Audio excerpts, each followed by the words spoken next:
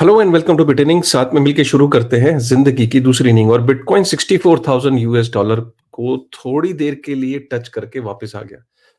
मतलब अगर हम देखें तो 30 से ऊपर कंट्रीज है जहां पे बिटकॉइन अपना ऑल टाइम हाई बना चुका है। जो लोकल करेंसीज होती है ना, जो अलग अलग देशों की, तो उनकी लोकल करेंसीज का पेयर होता है बिटकॉइन के साथ। तो लोकल करेंसी के पेयर में बिटकॉइन 30 से ऊपर ऐसे देश है जहां पे अपना ऑल टाइम हाई बना चुका है। तो ये बहुत सारे सवाल हैं आप लोगों के दिल में कि बिटकॉइन यहाँ से कहाँ जा सकता है, बिटकॉइन के अंदर आखिर हो क्या रहा है, क्या उन्हें फोमो करना चाहिए, क्या अभी इस पोजीशन पे क्या करना चाहिए। इसको फिगर आउट करते हैं, लेकिन सबसे पहले देख लेते हैं कि एक्चुअली मार्केट में हो क्या रहा है। क्या वो रीजन है जिसकी वजह से बिटकॉइन के अंदर अचानक इतना बड़ा उछाल, वो भी हार्वनिंग से पहले। जनरली हार्वनिंग से पहले बिटकॉइन कभी अपना ऑल टाइम हाई, उसने एक रिकॉर्ड है मतलब बिटकॉइन की हिस्ट्री में कि बिटकॉइन ने कभी अपना ऑल टाइम हाई नहीं बनाया हार्वनिंग से पहले। हार्वनिंग के बाद ही ऐसा होता था कि बिटकॉइन अपना ऑल टाइम हाई बनाता था। लेकिन ये यहाँ पे निराला ही काम हो रहा है कि बिटकॉइन जो है कोशिश कर रहा है कि वो अपना ऑल टाइम हाई टच करने की, कि हार्वनिंग से पहले ये अपने आप में अगर हो गया तो बिटकॉइन की हिस्ट्री में ये पहली बार होगा। This has not happened before. तो ये अपने आप में बहुत यूनिक है। थोड़ा सा न्यूज़ डिटेल को कवर करते हैं कि आखिर जो इंस्टीट्यूशंस हैं उनका उनका सीन क्या है? क्या कितना इंस्टीट्यूशन बाय कर रहा है? किस तरीके से उनका इंटरेस्ट इस टाइम बना हुआ है बिटकॉइन के अंदर? तो उसको समझने की कोशिश करते हैं थोड़ा न्यूज़ आर्टिकल्स के थ्रू। लास्ट में मैं समरी देने की कोशिश करूँगा कि अ, आपको इवेंचुअली इस टाइम क्या करना चाहिए, किस तरह की माइंडसेट आपका होना चाहिए बिटकॉइन को लेके, तो इसको लास्ट में मैं कवर करने की कोशिश करूँगा, ठीक है? क्योंकि आपको न्यूज़ आर्टिकल से समझ में आ जाएगा, फिर वो समरी ज़्यादा अच्छे से समझ में आएगी, ठीक है? So let's cover it. तो सबसे पहले हम बात करते हैं कि बिटकॉइन अगर हम देखें, 1 महीने का अगर हम रिटर्न देखें, तो 1 महीने के अंदर बिटकॉइन ने करीब 45.3% का रिटर्न दिया है। 1 महीने का ये चार्ट है। अगर हम 1 फरवरी की बात करें तो बिटकॉइन वाज़ एट अराउंड 30 जनवरी को 43,420, और आज हम देख रहे हैं बिटकॉइन इज़ एट 63,000 ऑलमोस्ट। तो 64,000 टच करके आया है, तो करीब 40-45% का रिटर्न दिया है। तो जब हम कहते हैं ना कि बिटकॉइन स्लो है, बिटकॉइन ग्रो नहीं करता, बिटकॉइन जल्दी रिटर्न नहीं देता है, बहुत सारे लोग कंप्लेन करते हैं। तो बिटकॉइन जब ग्रो करता है, जब बिटकॉइन के अंदर मूवमेंट आती है ना, और तो बिटकॉइन बहुत तेजी से ग्रो करता है। आपको संभलने का या आपको प्रिपेयर होने का मौका नहीं देता है। ये पास्ट में भी देखा गया है। और यही हुआ है, अचानक 30 दिन के अंदर 45% का रिटर्न कोई भी एसेट क्लास आपको नहीं देती। लेकिन ऑब्वियसली बिटकॉइन आसान चीज़ नहीं है। ये ऑब्वियसली वो लोग ज़्यादा बेहतर समझ सकते हैं कि कोई लकी या कोई गैम्बलिंग नहीं है। यहाँ पे लोगों ने 1300 दिन, 1200 दिन इंतज़ार किया है इस मूवमेंट के लिए। अगर 2021 में बेयर मार्केट आई थी, तो 2021 के एंड से लेके आज 2024 और शुरू हो रहा है। 3-3 साल, 900 1000 दिन के आसपास लोग वेट करते हैं इन इस मोमेंट के लिए। तो ये कह देना कि यार ये तो गैम्बलिंग में आता है इतना रिटर्न, 45-50% का रिटर्न आ गया बिटकॉइन में। अरे ये तो प्योर गैम्बल है। अरे ये तो लकी होते हैं जो इस स्पेस में होते हैं। ऐसा नहीं है। अगर आप उसकी हिस्ट्री को देखें तो लोगों ने 1-1 हज़ार दिन से होल्ड किया होता है। बिटकॉइन की पेशेंस दिखाई होती है, तब जाके ये, क्योंकि हम देखते हैं कि बिटकॉइन में हार्वनिंग का एक वन हार्वनिंग टू दूसरी हार्वनिंग के बीच में हमेशा देखा गया है कि अगर आपका बेयर मार्केट है तो वो हार्वनिंग से जस्ट पहले thing starts to get improve, because market के अंदर एक सप्लाई शॉक आने लगता है, राइट? सो ये हमने यहाँ देखा। दूसरी चीज हम यहाँ देखते हैं कि बिटकॉइन के अंदर आखिर हो क्या रहा है। बिटकॉइन के अंदर एक मैसिव इन्फ्लोज हो रहा है। अगर आप देखो इस चार्ट के थ्रू 28 फरवरी तक का ये डिटेल है। 28 फरवरी तक की डिटेल ये बताती है कि टोटल 7.4 बिलियन यूएस डॉलर जो है वो बिटकॉइन ईटीएफ में आ चुका है नेट में। नेट का मतलब जब मैं ये कहता हूँ कि आप देख सकते हो कि 7 बिलियन तो अचानक अकेला ब्लैक रॉक में आया है, 4 बिलियन तो फिडेलिटी में आया है। तो ये अगर 7 और 4 11 बिलियन, और एक 12 और 13 साढ़े 13, मतलब 13-14 बिलियन तो आया, लेकिन यहाँ निकला भी है ग्रे स्केल में। तो टोटल में अगर हम देखें तो नेट नेट में जो बिटकॉइन ईटीएफ में पैसा आया है और जो ग्रे स्केल से निकला है 7.8 बिलियन, नेट में हम फिर भी पॉजिटिव में हैं। तो नेट में जो जो है वो है 7.4 बिलियन यूएस डॉलर, ठीक है? अगर हम यहाँ पे देखें जो कल का दिन था उसने सारे रिकॉर्ड तोड़ दिए बिटकॉइन ईटीएफ में। जो नेट इन्फ्लो में अगर हम देखें, आज तक की हिस्ट्री में जो सबसे बड़ा इन्फ्लो हुआ था वो हुआ था 11 जनवरी को जब ईटीएफ लॉन्च हुआ था।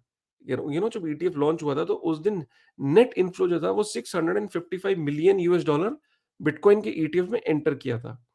लेकिन ये 28 फरवरी जो कि कल 673 million US dollar 673 million US dollar bitcoin के ईटीएफ में एंटर किए।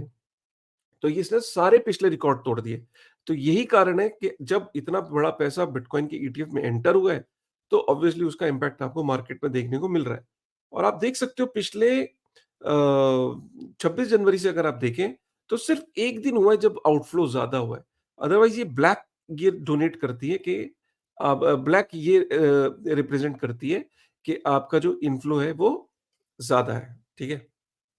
तो यहाँ पे ये पता लग रहा है। उसके बाद अगर हम देखें इस चार्ट को, ये भी बड़ा इंपॉर्टेंट चार्ट है। ये चार्ट आपको ये बता रहा है कि ये रेड लाइन का मतलब है कि बिटकॉइन हर दिन सिर्फ 900 बिटकॉइन सप्लाई हो सकते हैं। और अभी तक जो बिटकॉइन की जो टोटल एक्टिव ट्रेडिंग डे है, मतलब बीच में संडे भी आता है, सैटरडे भी आता है। तो जो एक्टिव ट्रेडिंग डे हैं, वो अभी सिर्फ 33 दिन हुए हैं बिटकॉइन के ईटीएफ को ट्रेड करते हुए। तो आप देख सकते हो कि पूरे इन 33 दिनों में भाई बिटकॉइन की सप्लाई तो फिक्स्ड है। हर दिन 900 बिटकॉइन मार्केट में आ रहा है। लेकिन इस रेड लाइन के ऊपर बाइंग हो रही है। अगर आप देखो सारी बाइंग या 2300 या 8,000, कल 10,000, 32वें दिन 9,000, एक भी दिन ऐसा नहीं है कि 900 बिटकॉइन से कम बाइंग हुई हो।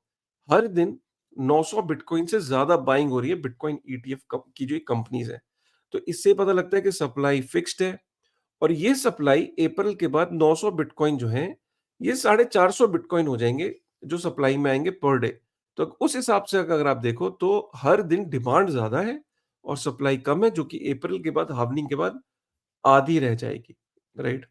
अगर हम इस चार्ट पे देखें, ये चार्ट ये बताता है कि ये जो ऑरेंज डॉट्स हैं, ये ऑरेंज डॉट्स का मतलब है कि जो व्हेल्स हैं, उनके एड्रेसेस बढ़ रहे हैं, अगर ये ऑरेंज डॉट्स आपको ज़्यादा दिख रहे हैं। और जो स्मॉल एड्रेसेस हैं वो डाउन हो रहे हैं। तो ऑरेंज डॉट का मतलब है कि जो बड़े एड्रेसेस हैं, व्हेल्स के एड्रेसेस बड़े हैं, मतलब उनके अंदर बिटकॉइन ज़्यादा फ्लो हुआ है। और जो छोटे एड्रेसेस हैं, जो स्मॉल रिटेल इन्वेस्टर है, वो कम हुआ है। आप देख सकते हो कि ये ऑरेंज डोमिनेट कर रहा है। ऑरेंज का मतलब है कि बिटकॉइन व्हेल्स के पास ज़्यादा जा रहा है और जो रिटेल है, उसके पास से निकल रहा है। तो रिटेल के एड्रेसेस कम हो रहे हैं और व्हेल्स के एड्रेसेस बढ़ रहे हैं। तो ये दिखाता है कि इंस्टीट्यूशंस की मेजर बाइंग हो रही है, ठीक है? अगर हम इसको देखें इससे भी पता लगता है, ये मैंने ट्वीट किया अभी रिसेंटली। इस ट्वीट से पता लगता है इतना बड़ा यूफोरिया हो रहा है, इतना बड़ा इंटरेस्ट हो रहा है पूरी स्पेस में बिटकॉइन के अंदर। लेकिन रिटेल जो है ऑलमोस्ट डेड है। मतलब रिटेल का जो बिटकॉइन के प्रति सर्च है, तो ये पीछे देखा गया था 2017 में, ये देख रहे हैं 2017 की बुल मार्केट में कितना हाई इंटरेस्ट था। यही 2020 में भी देखा गया था। इस वक्त रिटेल को पता ही नहीं है, वो बिटकॉइन को सर्च ही नहीं कर रहा है। तो इसका मतलब क्या है कि सारा जो भी इंटरेस्ट है, वो इंस्टीट्यूशंस की तरफ से है, ठीक है? हम अगले उस पे चलते हैं। पूरी दुनिया में ये 20 सबसे ताकतवर देश है इन टर्म्स ऑफ करेंसीज़, जिनकी लोकल करेंसीज़ हैं, ये सबसे ताकतवर मानी जाती हैं, इन 20 देशों की। आप देख सकते हो इसमें यूनाइटेड स्टेट, यूरो, जापानीज़ येन, इंडिया, मेक्सिको, रशिया, ब्राज़ील। 20 में से 11 कंट्रीज ऐसी हैं जहां पे बिटकॉइन लोकल करेंसी के पेयर में अपना ऑल टाइम हाई बना चुका है। यूएसडी में अभी नहीं बनाया है, लेकिन जो ऑल टाइम हाई है वो लोकल करेंसीज में बना चुका है 20 में से 11 देशों में। तो ये आप देख सकते हो कि डेवलपिंग कंट्रीज में ही नहीं, जो डेवलप कंट्रीज हैं वहां पे भी बिटकॉइन के प्रति इंटरेस्ट बढ़ता चला जा रहा है, ठीक है? उसके बाद हम एक और चीज पे चलते हैं कि आप अभी तक प्रॉफिट में हैं या लॉस में हैं। ये मैंने पोल चलाया, मुझे लगा यार इतना यूफोरिया है, इतनी सब लोग बातें कर रहे हैं। लोगों से पूछें कि यार लॉस में हो ओवरऑल या प्रॉफिट में हो? हैरानी होगी कि 46% लोग इंडिया में लॉस में हैं। इसका मतलब क्या है कि वो छोटे-छोटे स्मॉल कैप्स, मीम कॉइन्स में फँस गए हैं। सारा एक्शन बिटकॉइन में हो रहा है। बिटकॉइन में ईटीएफ की जो कंपनीज़ है वो अल्टकॉइन बाय नहीं कर रही हैं। वो बिटकॉइन की ईटीएफ में बाय कर रही है। तो सारी बाइंग आपकी ईटीएफ में हो रही है, राइट? और ये जो ईटीएफ कंपनीज़ हैं ये बेच नहीं रही हैं बिटकॉइन को।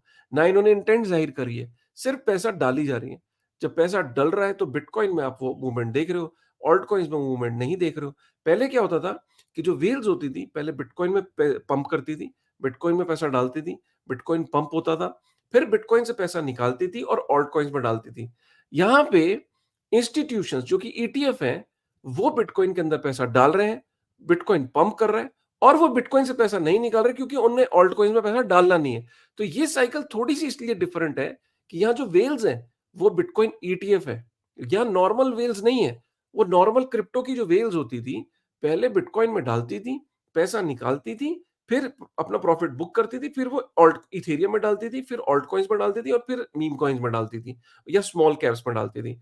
अभी ये साइकिल में जो बिटकॉइन ईटीएफ की जो कंपनीज़ हैं, ये पैसा निकालते दिख नहीं रही हैं, राइट? और इसलिए जो ऑल्ट कॉइन्स हैं, वो मूव नहीं कर रहे हैं और इसीलिए क्योंकि फैक्ट्स ये बताते हैं कि 29% जो रिटेल इन्वेस्टर होता है, उसका 29% ऑल्ट कॉइन्स की तरफ उसका एलोकेशन होता है।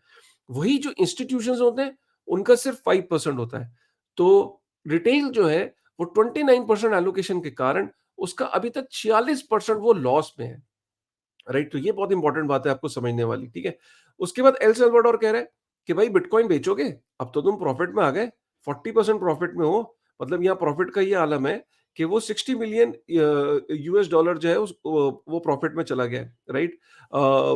एल सल्वाडोर तो उससे पूछा कि भाई नायब बुकेले से, जो वहाँ का प्रेसिडेंट है, कि बिटकॉइन बेचोगे, उसने बोला नहीं, 1 BTC is equal to 1 BTC, I am not going to sell it, right. तो उसने क्लियर ये इंटेंट जाहिर करी है कि वो चाहे बेचना तो आज प्रॉफिट बुक कर सकता है, बट वो बिटकॉइन को प्रॉफिट के लिए बुक नहीं कर रहा है, वो उसकी लॉन्ग टर्म एग्जिट स्ट्रेटजी है। तो 1 BTC is equal to 1 BTC, despite the fact that El Salvador is in huge profit, they are not selling it, right. उसके बाद हम आगे चलते हैं। एडवर्ड स्नोडेन ने, जब हम कंट्रीज की बात कर रहे हैं, तो एडवर्ड स्नोडेन ने प्रिडिक्ट किया है कि 2024 में एक और कंट्री है जो एक्सपोज होगी, या एडमिट करेगी या एक्सपोज होगी, दोनों में से एक चीज होगी, कि they were buying bitcoin for some time, right. काफी दिनों से बिटकॉइन बाय कर रहे थे और अपने ट्रेजरी में वो ऐड कर रहे थे। ये पब्लिकली अनाउंसमेंट काफी वेव क्रिएट करेगी। जब ये अनाउंसमेंट होगी तो काफी वेव क्रिएट करेगी। मैंने यहाँ पे चलाया हुआ है कि कौन सी वो कंट्री हो सकती है, तो लोग गेस कर रहे हैं कि यूएई हो सकता है, कोई कह रहा है सऊदी हो सकता है, कोई कह रहा है कि यूएस हो सकता है, कोई कह रहा है चाइना, चाइना को बहुत लोग कह रहे हैं, यूएसए को बहुत लोग कह रहे हैं, चाइना को कह रहे हैं, यूएसए, रशिया, यूएसए, इंडिया कोई नहीं कह रहा है, राइट। तो चाइना, यूएसए ज्यादा कह रहे हैं लोग, ठीक है। तो ये है। मॉर्गन स्टैनले जो है, ये बड़ी खबर है। मॉर्गन स्टैनले जो है वो एक ब्रोकरेज फर्म है। ब्रोकरेज फर्म इतनी कितनी बड़ी है, मतलब अगर हम इसको मॉर्गन स्टैनले के अगर हम फैक्ट्स को देखें, तो ये, हाँ, मॉर्गन स्टैनले जो है, आप ये देखो कि उसके 17,646 एडवाइजर है, फाइनेंशियल एडवाइजर्स, और करीब उसके 2 ट्रिलियन यूएस डॉलर का वो क्लाइंट्स का एसेट देखता है। तो इतनी बड़ी ब्रोकरेज फर्म का क्या होता है कि जब वो रिकमेंड करता है, जब वो बोलता है अपने क्लाइंट को, तो क्लाइंट बोलता है okay, you are the expert. तो मॉर्गन स्टैनली ने अभी तक बिटकॉइन ईटीएफ पे हाथ नहीं डाला था। उसने कहा था we will not push it to our clients, but they are now planning to do that, and once they do that, they have close to 17,646 financial advisors who are going to push it to their clients, ठीक है। तो ये मैंने यहाँ पे आपको cover करा। उसके बाद बिटकॉइन को हिट 2,50,000 यूएस डॉलर, जो बिटवाइज के सीईओ हैं, जिनका ईटीएफ भी है, तो उनका ये कहना है कि बिटकॉइन $2,50,000 भी हिट कर सकता है इस साइकिल में। उसके बाद bitcoin is surging ahead of halving but network fees aren't keeping pace. Miners थोड़े से चिंतित हैं कि अगर बिटकॉइन का प्राइस तो बढ़ रहा है, लेकिन जो बिटकॉइन की जो ट्रांजैक्शंस हैं, जो पहले ऑर्डिनल्स में हमने देखा था कि काफी ट्रांजैक्शन से फीस आ रही थी, अब वो वैसा नहीं है। जो किसी जमाने में किसी टाइम पे बिटकॉइन की ट्रांजैक्शन फीस 37 यूएस डॉलर पहुंच गई थी पर ट्रांजैक्शन, और जो कि इस वक्त जो है वो $7 के आसपास है, राइट।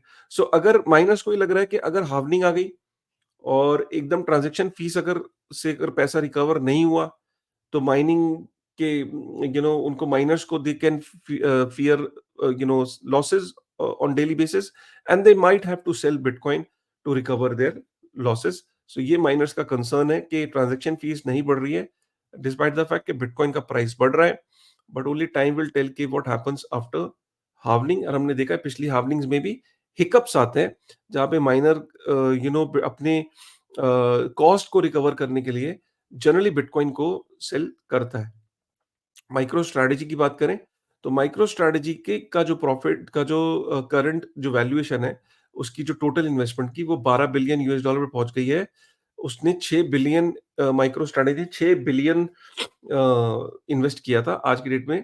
उसकी जो एवरेज प्राइस थी माइक्रो स्ट्रैटेजी की जो बिटकॉइन को बाय करने की, वो 31,669 यूएस डॉलर थी। आज की डेट में जो होल्डिंग की वैल्यू है, वो 12 बिलियन यूएस डॉलर हो चुकी है। उसके बाद bitcoin ETFs hit volume record of 7.6 billion US dollar, मैं आपको ये बता चुका हूँ। और जेमिनाई ने अपने जो कस्टमर्स थे, क्योंकि उसकी एक्सचेंज पे एक अर्न प्रोग्राम था जिसमें जेमिनाई को के पास लोगों के एसेट्स पड़े थे।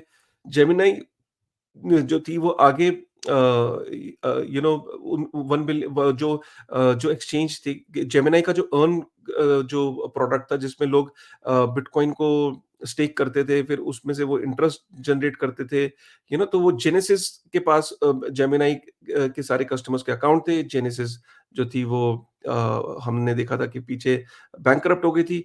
तो अब जेमिनी ने ये फैसला किया कि वो 1.1 बिलियन यूएस डॉलर जो है वो अर्न के जो कस्टमर थे जेमिनी प्लेटफॉर्म के, जेमिनी क्रिप्टो एक्सचेंज के, उनको वापस करेंगे।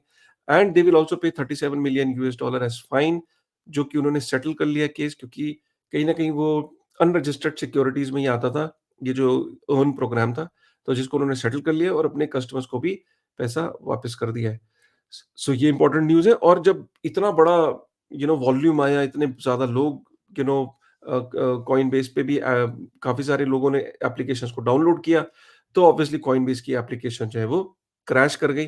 ये पता नहीं क्रैश क्यों करती हैं एक्सचेंजेस, जब कहीं न कहीं जैसे वो सर्किट लग जाता है ना, अपर सर्किट, लोअर सर्किट, हमने स्टॉक एक्सचेंजेस में देखा है। तो सिमिलरली एक तरीके का सर्किट है कि जब बहुत ज़्यादा एकदम ट्रैक्शन आता है, बहुत ज़्यादा ग्रोथ होने लगती है बिटकॉइन में, तो ये एक्सचेंजेस क्रैश होने लगती हैं। ये बेयर मार्केट में इनको 1-1 हज़ार दिन मिलते हैं अपने आप को स्केल करने के, अपनी टेक्नोलॉजी को इम्प्रूव करने के। लेकिन ये बहुत ही हँसने वाली बात है इन एक्सचेंजेस पे जब ये क्रैश करती हैं और रीज़न देती हैं कि जी वो हम सँभाल नहीं पाए ट्रैफ़िक। अभी तो ये शुरू भी नहीं हुआ और उसमें भी ये ट्रैफ़िक ये सँभाल नहीं पाते हैं, which is very this thing surprising as well. So ये थी आज की कुछ ताज़ा खबर। 17 मिनट हो चुके हैं। आपका ये कहना कि भई अब क्या करें? देखिए सिंपल सी बात है, बिटकॉइन के जो ईटीएफ्स हैं, वो कंसिस्टेंटली बाय कर रहे हैं और कंसिस्टेंटली बाइंग चल रही है और ये बाइंग रुकने नहीं वाली, ठीक है? इसका सिंपल सा रीज़न ये है कि जो प्रोडक्ट है, बिटकॉइन का ईटीएफ जो ये लॉन्च हुआ है, इसके पीछे जो भी लोग हैं, उनको ये पता है कि halving is just around the corner. और हार्वनिंग के बाद क्या होता है बिटकॉइन में, ये सबको पता है कि एक थोड़ी देर के लिए हिकअप्स आते हैं। उन हिकअप्स के बाद बिटकॉइन ने अपना ऑल टाइम हाई जो है वो हर हार्वनिंग के बाद बनाया है। सिंपल सी उसकी एक वजह ये होती है कि जब सप्लाई शॉक आता है और डिमांड जिस हिसाब से बढ़ती है, तो हर हार्वनिंग के बाद बिटकॉइन ने अपना ऑल टाइम हाई बनाया है। तो अभी बिटकॉइन के ईटीएफ में आप ये सोचो कि आउटफ्लो बढ़ जाएगा, अचानक बिटकॉइन के ईटीएफ प्रॉफिट बुक करने लग जाएगा, ऐसा मुझे नहीं लगता है। बिटकॉइन के ईटीएफ का जो के अंदर जो इन्फ्लो है वो कंसिस्टेंटली बढ़ता चला जाएगा और खासकर इसको तब बिटकॉइन का इसका और ज़्यादा प्रेशर बढ़ेगा बिटकॉइन के प्राइस पे कि जब 450 बिटकॉइन दिन के आएँगे और बाइंग हो रही होगी 10-10 हज़ार। अभी आपने देखा, मैंने आपको बताया कि अभी तो रिटेल एंटर भी नहीं किया है। इमेजिन करिए कि जब रिटेल भी इसमें एंटर कर जाएगा। अभी रिटेल गूगल पे सर्च नहीं कर रहा है, ना ही रिटेल को अभी इतना फोमो हुआ है, वो गूगल के सर्च बता रही है और एप्लीकेशंस का डाउनलोड भी बता रहा है, गूगल पे और एप्पल प्ले स्टोर पे। तो जब रिटेल भी आ जाएगा और इंस्टीट्यूशन भी आ जाएगा, तो आप समझ सकते हैं कि इसका प्रेशर और बढ़ सकता है। तो ये सारी चीज़ें हैं, बाकी फैसला आपके है, आपको आकलन करना है, किसी तरीके की फाइनेंशियल एडवाइस नहीं है। आपको जब भी फैसला लेना है तो सारे फंडामेंटल, टेक्निकल ये सब एनालिसिस करके, और अगर आप ट्रेडर हो तो तब आपको इतना सोचने की ज़रूरत पड़ती है, अगर आप लॉन्ग टर्म इन्वेस्टर हो, जो या 3-4 साल, 5 साल, 6 साल, 8 साल के लिए, 10 साल के पर्सपेक्टिव से है, उसको शायद ये चीज़ें इतना मैटर भी नहीं करती हैं। बट ट्रेडर को हाँ, ये चीज़ें मैटर करती हैं, जो शॉर्ट टर्म के लिए आए हैं या प्रॉफिट अर्न करना चाहते हैं इस बुल मार्केट में। Choice is yours. मैंने आपको इन्फॉर्मेशन दी। कैसा लगा आपको आज का शो? प्लीज़ एक बारी कमेंट करके बताइएगा, लाइक करके बताइएगा एंड मिलते हैं फिर एक किसी एपिसोड में क्रिप्टो की ताज़ा खबर में, ठीक है? With this thought, thank you very much.